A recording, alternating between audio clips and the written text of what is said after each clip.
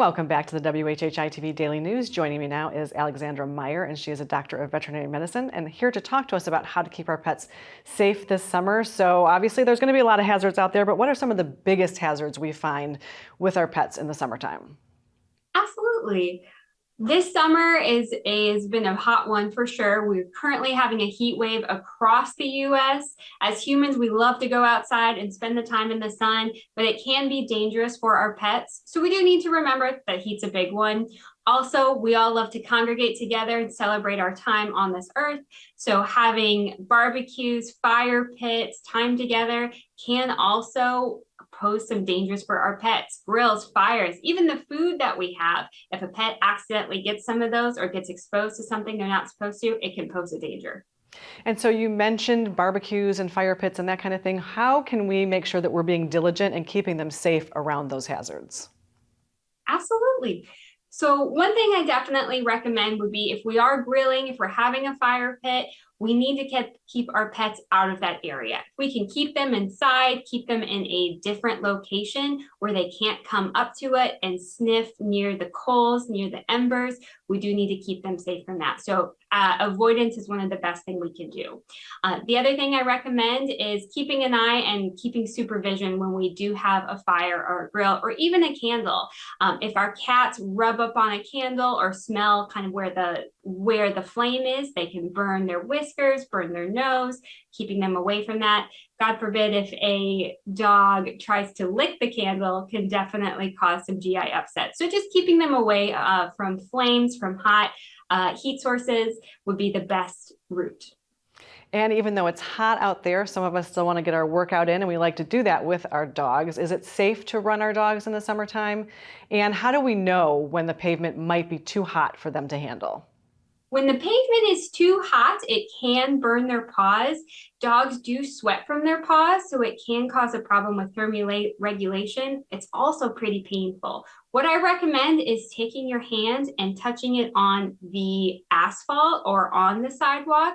If you can't hold it there for more than a few seconds, it's too hot for your pet. In that sense, I do recommend taking to a grassy area or somewhere where they don't have to touch concrete or asphalt. But we also have to recognize that dogs thermoregulate by panting and again through sweating on their feet. So if we're sweating, these guys are going to have a little bit more trouble thermoregulating. I don't recommend exercising your dog if it's over 85 degrees in temperature, as they can't thermoregulate the same way that we can. And of course, errands don't stop even though it is summertime, but is it ever really safe to leave our dogs or our pets in the car at any time in the summer, even if we do have the windows cracked? Definitely not. Remember that our cars are like little ovens here in these heat waves. Even 5 minutes in the car can pose possible deadly risks to our dogs. So anytime you are bringing your dog with you this summer, if you can't bring your dog in the facility with you, do not bring your dog with you. I do recommend to put your purse, put your keys, put your wallet in the back with the dog so that when you leave that car, your dog is coming with you. That way we don't have any accidental leavings in the car.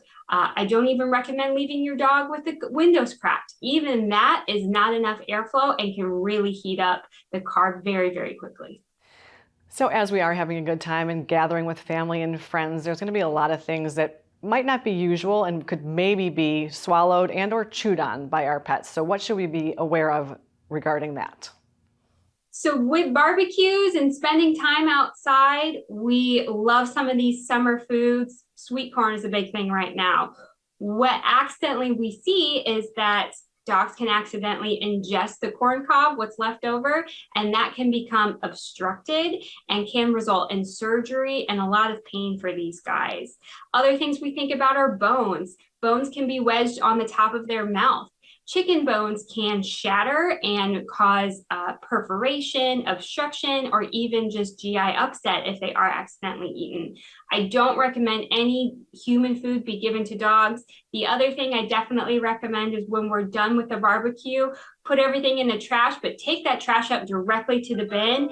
Don't let it don't leave it in our inside trash can. And of course, we all love to take a dip in the pool in the summer, including some of our pets. But what are some ways that we can make sure that we are keeping our pets safe in the swimming pool? even the strongest swimmers can become tired in the pool. So we do have to remember that we have to keep these guys supervised when we are out in the pool. If you do have a fence or a gate around your pool, that is a great idea, but unfortunately, not everybody has the ability to do that.